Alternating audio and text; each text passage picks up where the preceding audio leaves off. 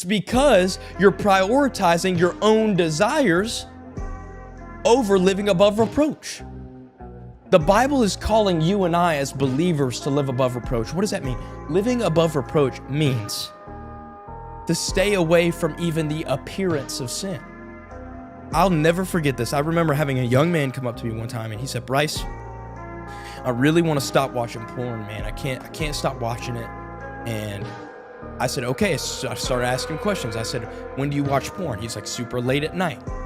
I said, okay. He's like, on my phone. I said, well, do you use your phone as an alarm clock?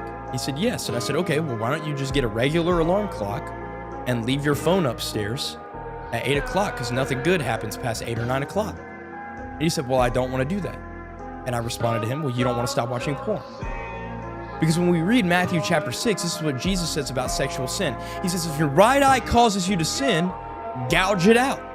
For it's better for you to enter the kingdom of heaven with one eye than to go to hell with both. Then he says after that, if your right hand causes you to sin, cut it off.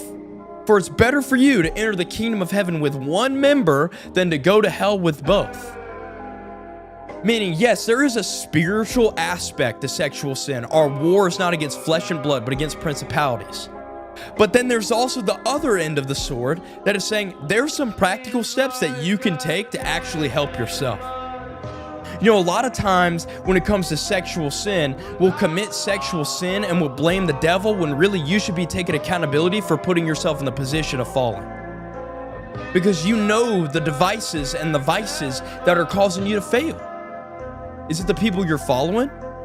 Is it the music you're listening to? Is it the movies you're watching? I mean, let's be honest. There's stuff that we consume that is just not good for us. The Bible tells us that our eyes and our ears are the windows to our soul. What we consume is what we become.